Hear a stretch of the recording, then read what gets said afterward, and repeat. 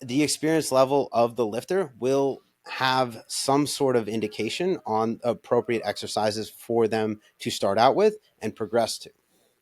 And then in terms of progression, I like to keep as many variables set as possible.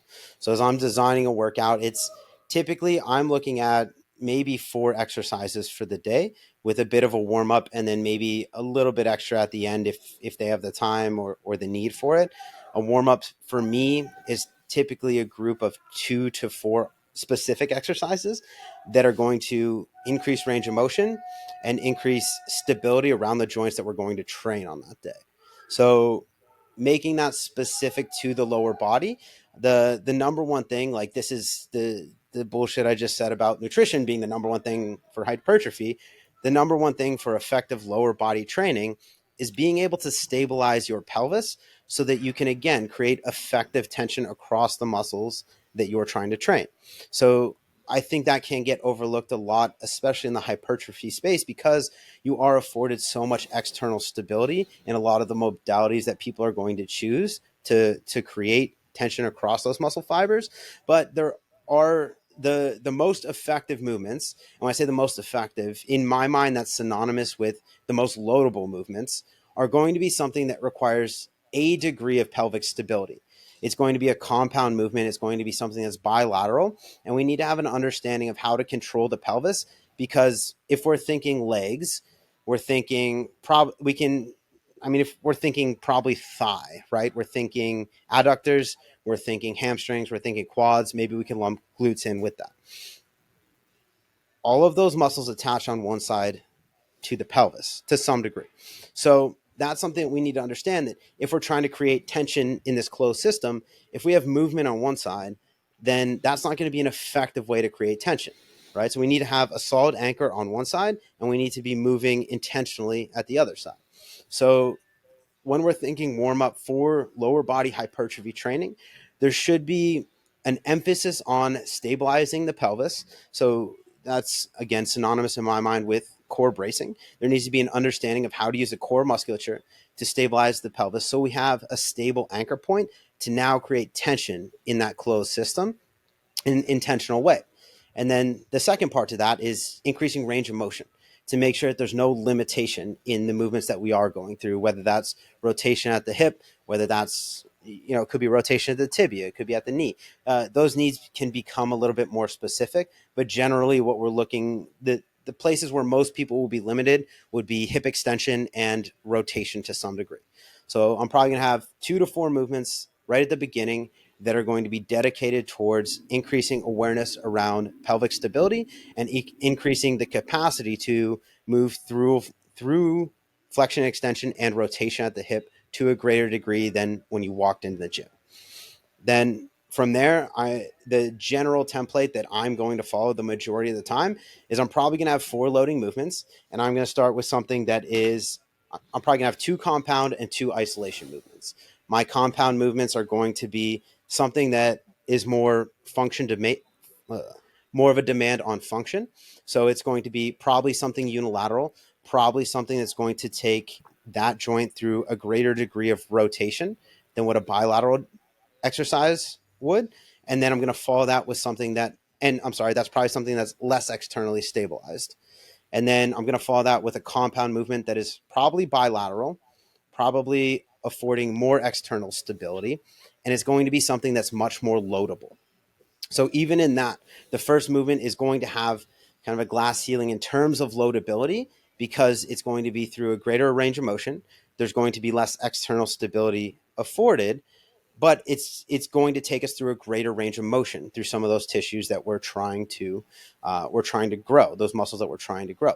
So, and then I'm going to follow that with again something that is externally stabilized and more loadable. So a very real depiction of that could be I'm going to do a rear foot elevated split squat with a quad bias, and then I'm going to follow that with a hack squat on maybe a quad bias leg day, because I'm going to be able to take those split squats to a point of relative failure, but it's still not going to be enough or so much fatigue that I can't take my hack squat now to a meaningful point of failure. And then after that, I'm probably going to get into a few isolation based exercises, something like a leg extension, like a quad extension, that is going to be very specific. There's a ton of external stability. It's something that, again, it's less loadable. We're going to be using less load there, but the load that we're using is going to be very specific to the tissue that we're trying to grow. And then maybe something else on top of that to help with hip stability, or something that's going to add to the overall goal, whether it's like an adductor machine, or a calf raise or something like that, that will help support better pelvic stability or better tibial rotation, so I can continue to be more effective in those more loadable movements ongoing in the program. That's kind of a general template of how I'm going to organize a lower body hypertrophy day for myself or someone that has kind of that general goal of putting on tissue. So I'm going to bookend this because I really like where you took it. And I'm just going to like put some context in front of it and Yeah, some considerations after. love it. What set and setting are always like, to me, if I'm going at this from the constraints, it's time and place is where I'm going to look first. So like if you have someone come in, there's probably three things that you need to identify. One, what is the facility that they're training at? Yeah. Right. So for me, if regardless of who I'm working with, what level they're at, what sport they play, I'm like, take a video through your entire gym and let me see it. Yeah. Right. Or give me the Instagram page so I can go see the pieces of equipment. So that's like kind of thing number one. Number two is time. Like, how much time do you have in a week to dedicate to training, period? And then we can allocate where we can the proper dose to that specific goal of leg hypertrophy. And these things usually don't come in a vacuum, right? Leg hypertrophy is usually a focus, with general hypertrophy of the rest of the body being a close number two goal, right? So we have set and setting. So we have like the time, we have the place, and then we have the skill level. So those, to me, those are like the three major constraints. We use, I think Pat uses a slightly different language. We had Pat Davidson on the episode a couple of weeks ago. He kind of briefly discussed this in not so many words, or maybe more words, I don't remember. But it's like those three things you need to try to create a coefficient, because it's like, think of all the different possibilities. Well, we discussed skill. We discussed like sort of like novice, intermediate, and advanced. Now, gyms can range from like a hotel gym or a CrossFit box, which, unless you're staying at some super nice hotel, but probably don't have the best amenities, or like a condo gym, all the way up to some ridiculous, bodybuilding gyms that has everything under the sun, like an MI40 or a Pure Muscle Fitness or something like those. So then we have the time. Now this is going to be the thing that varies most, because you have people with high skill with no time, people with high skill with lots of time, people with low skill with no time, people with low skill with lots of time. So those three things are like kind of our levers that we need to pull.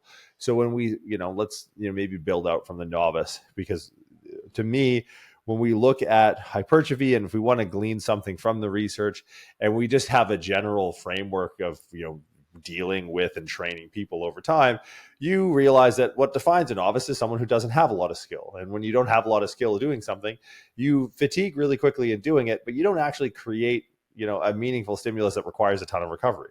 All that to say, from a programming consideration, I kind of like the following template over time. And based off of someone's skill level, I can bucket them into one of these programs or one of these templates that really represents not only where they should be in their leg hypertrophy programming, but where they should be in kind of like their general programming overall. So first off, full body workouts. Like if you have someone who's like, I want to train and I can train 3 days a week, it's kind of like the accepted minimum. You maybe could get away with 2, but in a perfect world, if we can get someone to commit to 3 days a week, we got our foot in the door. Great. We can get them like in love with exercise. Awesome. And those have to be full body, right? Like I've seen trainers in the wild, in their natural habitat, and I've observed them, like Jane Goodall, and I've seen them go through like a push-pull leg split on a client that trains 3 days a week. And it's like, well, dog, you're kind of missing it, homie. Like, you're not really getting the full effect. You're probably best hitting higher frequency through, or, higher overall volume through frequency, and putting them through full body all 3 times you see them. Now, that evolves into an upper lower split, right? So it's just like the programming kind of spores off as you get higher skill. And the way you get higher skill is you practice the skills more often. So whether it's upper or lower body, if you're training full body every day and you have a template that kind of follows this, like, you had a bit of an algorithm of like, hey, something unilateral, something that promotes sort of like function at the hip, gets us an extension, maybe causes a little bit of pelvic stability or instability so that we need to stabilize against it. Then have a fucking full send externally stabilized thing, and then something else that reinforces like an ancillary movement quality that we're going to need, and also takes a tissue in isolation, a hamstring curl, an adductor, a calf raise, a quad extension, and like that's your balanced breakfast, dog. That's the food plate. You got everything you need right there. So it's like, all right, you can have that spread out across the 3 days for an uber novice. And then if you have like these skills that they're practicing, let's say you have like a goblet squat or a counterbalance squat, and they're doing that 3 times a week instead of once a week, they're going to, in theory, get to the point where they expedite their skill level to graduate to the next level of programming that much faster, which the next level of programming would then be upper lower. Right now, we can start to have these more concerted bouts because 1, we have a work capacity, and 2, we have the skill, both of which we've attained from a higher frequency and obtaining our weekly volume standards or threshold through full body training. So you go from full body to upper lower. Then you can get into something like a push pull leg, introduce like your like a leg day, and then as your push pull legs, as that evolves, you can then start to break your legs up into quads and hams.